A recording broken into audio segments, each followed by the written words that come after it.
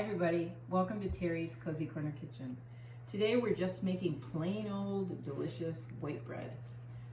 The cameraman is rubbing his belly and going, The basic recipe is 2 cups of water, 2 tablespoons of yeast, 2 teaspoons of salt, 1 egg, 1/4 cup of oil, around 6 cups of flour, just depends. And I also have been adding a teaspoon of gluten. Ever since watching the Great British Bake Off and reading about how the Brits bake, they have something called strong flour, which has more protein in it. So I add a little gluten and it seems to do the trick. Rises a lot nicer. So let's start off here. I am going to put in 2 cups of flour.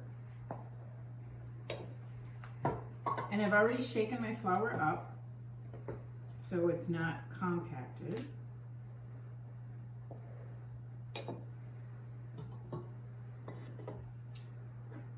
I'm going to save my salt till later.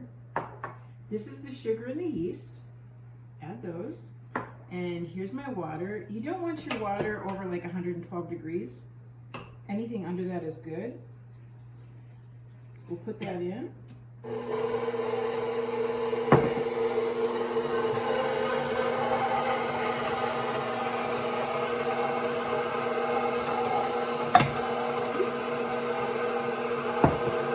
I'm going to stop the mixer, scrape some of that off the side.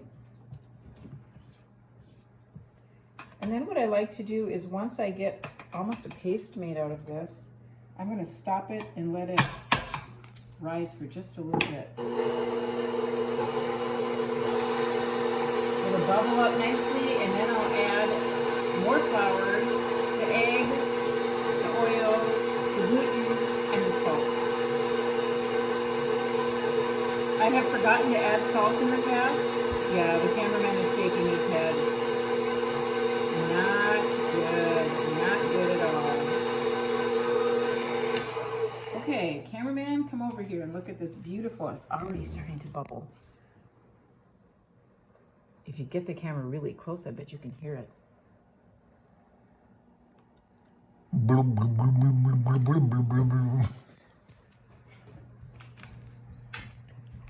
I have a weird cameraman.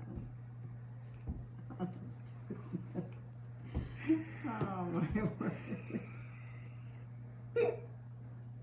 Heaven help us. Oh. We're going to let this sit for just a little bit and we'll be back at you. Come on and look at this and listen to it gurgle.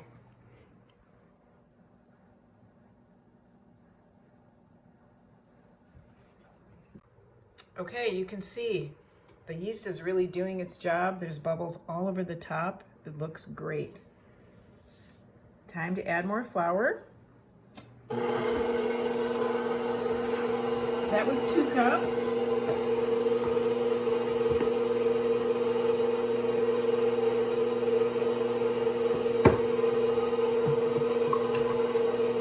Add number 3. I'm also going to add my salt. My gluten.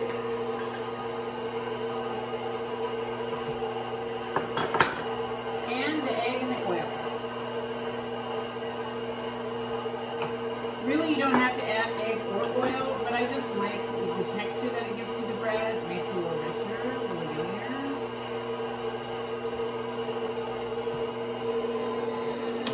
Stop it every once in a while to scrape down the sides. Make sure it's getting mixed on the bottom too. I just adjusted my blade or dough hook, as it were, last week, and I adjusted it as far as it could go, but it still seems to not want to grab everything.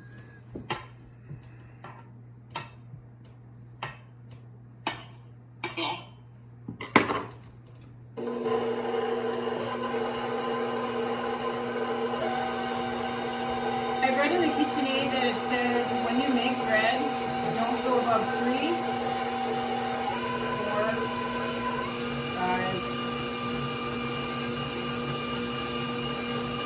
do. And I think that other people do too, because I've watched them cook and I can hear the sound of the whirring when it gets up there, and I think, oh, she's like Cat's free on her KitchenAid. Anyway, it just needs it better. And yes, I am a lazy cook. I like to use my KitchenAid, unless I have to get it in with my hands.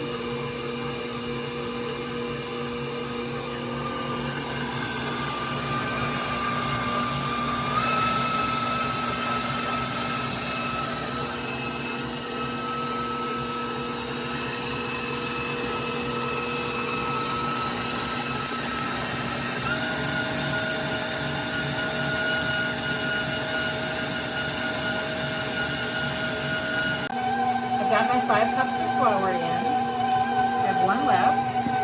And as you can see, the dough is nice and stretchy. And that's what we want. We're developing the gluten here. I told you that I add a teaspoon of gluten to the mix. And what I found out when I read about the British strong flour that has more protein is that a higher protein flour requires more water. So even though I have found that generally when you're baking bread, 1 cup of water means 3 cups of flour. With more protein in it, it's not 3 cups of flour, usually. So we're just going to add this last cup slowly, a little bit at a time. I'm going to turn it down to 1 unless I want to get flour all over my face.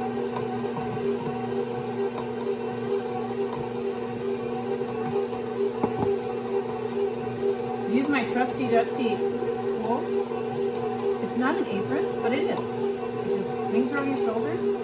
Because I'm one of those cooks that does this all the time. You know, I'm like the kid in the cocoa jar, or the cookie jar, or whatever it is, that, you know, they do this and then they wipe it all over themselves to get it off so mom won't see it, and sees it on their clothes. So this is perfect for me if I don't have an apron.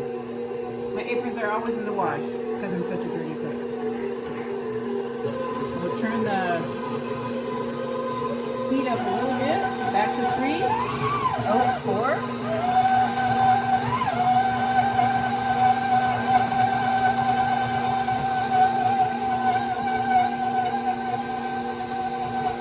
I also have found out that if I'm patient, which I'm not known for, and let this work a little bit more, also, I usually don't have to add as much flour. So we're going to see where this takes us. When this is done, I'll take it out of the bowl, and then what I'll do, I'll spread a little Crisco oil on here, and then I'll work it with my hands for just a little bit. Form it into a loaf, and put it in the oven. I usually don't do a raising other than what I did in here to make sure that the yeast is working, and then I put it in my pan and let it raise in there or proof.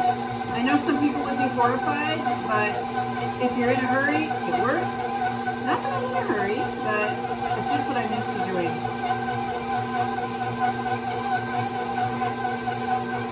Oh, see, look, all this flour,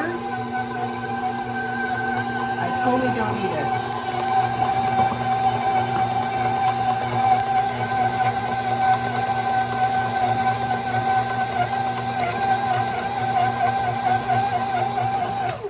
Let's see what this feels like. Oh, that's perfect. Little bit sticky, but not too terribly sticky. And when I put it on the oil instead of flour on my board, because it just doesn't add any extra flour to it then, it'll be great. We're gonna let this go for a couple more minutes, so we'll see you in a bit. Okay, we're back. This has been kneading for about 10 minutes. I added literally like a little palm full of flour, maybe 2 tablespoons, because it got quite sticky. I got my ingredients ready for the stuffed bread, and now we'll take the dough out. And I'm one of those people who likes to measure everything. when I divide, especially because I don't want one loaf that's even a little bit bigger than the other when I'm making 2 loaves, even though this will be because of the ingredients that I'm adding to it. I usually don't want them different weights because then there's going to be a different cooking time. So I'm just going to put this on my greased scale. Oops, forgot to turn it on.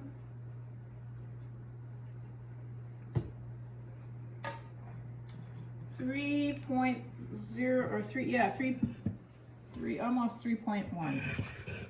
Oh, 315. 3 pounds, 1.5 ounces. So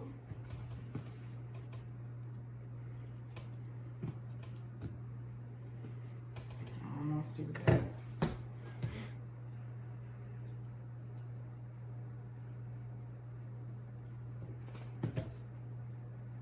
Perfect.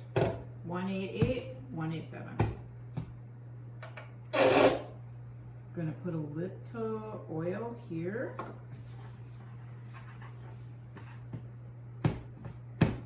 Throw that one in for just a bit. And now, have a little fun with this one. I let it sop up all the oil that's on the countertop.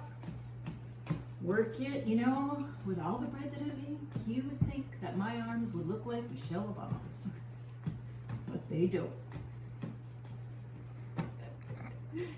My husband's going, what? Her?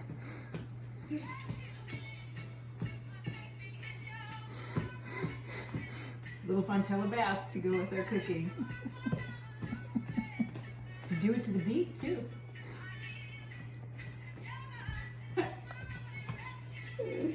This is really nice to go. Okay.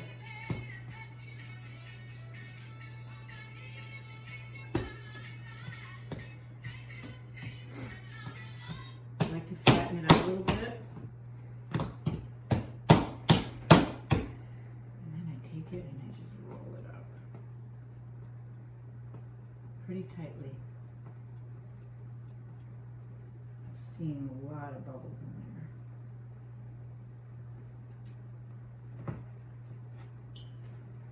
Let me squeeze it out.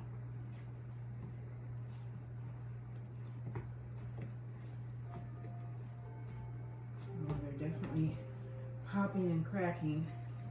A little more oil.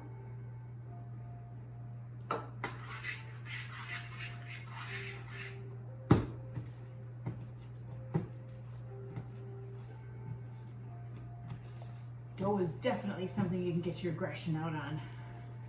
I'm not feeling particularly aggressive today, however. A little more. I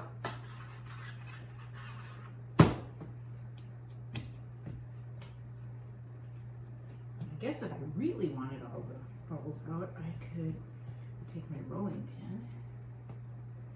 We'll just roll it up again. I'm not feeling anything now. I'm sure there are little hidden misfits in there. So right there at the top. Here we go. I'm serious, this is nice dough. Wow. Okay, basically what I'm going to do here, I want this like the width of my pan, quite a bit longer. I'm going to do like an elongated cinnamon roll kind of thing.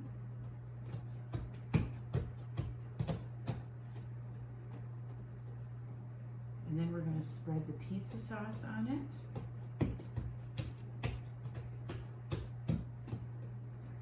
And cheese and pepperoni. Want to come to our house for supper? This is what we're having.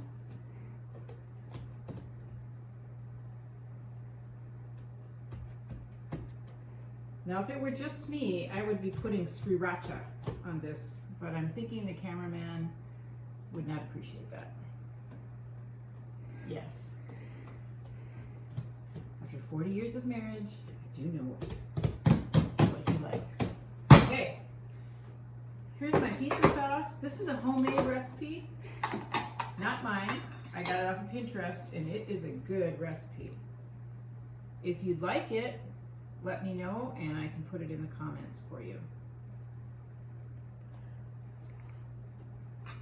I don't want too much on here, and I'm going to keep it away from the edges just a little, about a ½ inch or so.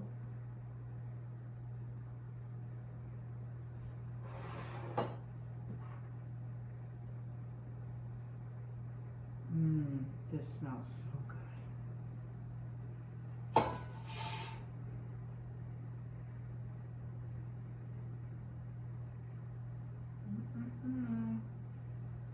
Yum, yum, yum. Let's not get those white cuffs in there, or I'll have to shout it out. My girls always used to get a kick out of it when they were little and they'd get stains on their clothes. And I'd say, uh-oh, I gotta shout it out. And I'd pick the shirt up near the shout bottle and I'd go, get out of there, you dirty rotten stain. Do you remember, girls? Now here's some cheese. I had dreams of this cutting up really nicely when I took it out of the freezer earlier this morning. And it just kind of went to pot. So that's okay because it's all gonna melt anyway. I'm just going to scatter this over. I don't know how much there is. I'm just going to do it until it looks good.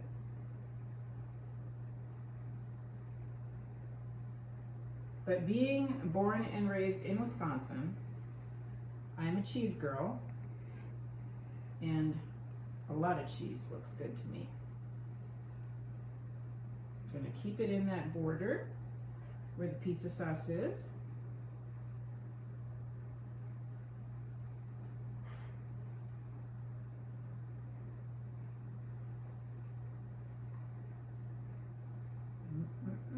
Just about right.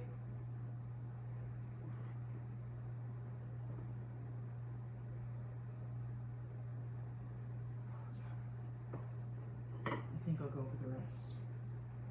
Yeah, there's a couple naked spots on here. You don't want naked pizza. Ooh, yum. There we go. And here's some pepperoni. For you purists out there, it's turkey. But, you know, when you get to be our age, you kind of watch the cholesterol. I say kind of, because medicine do its work too, right? Just gonna line them up like nice little soldiers.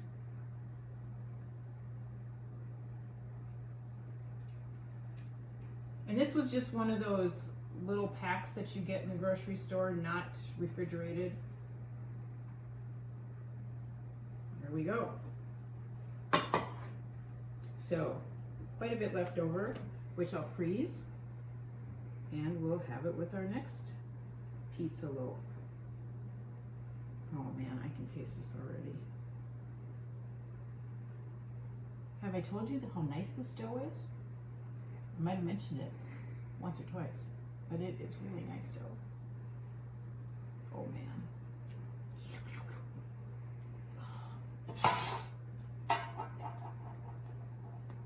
Beautiful. I think, grab a knife, make 3 little cuts on the top, just for the heck of it. Honest to goodness, I've never made this before, so we are learning together, but I think that the slashes will be a good thing. It'll rise nicely, it'll bake nicely, it'll taste nicely, really wonderful. I'm going to cover these and let them rise, and then I will put them into a 350-degree oven. This one for 30 minutes or until it's tested at 200 degrees with my thermometer. And this one, I'm thinking 40 minutes maybe, we'll see. but will definitely use my thermometer and might take it out, tap the bottom, put it back in. We'll see. Anyway, we'll show you the final results. Stick around.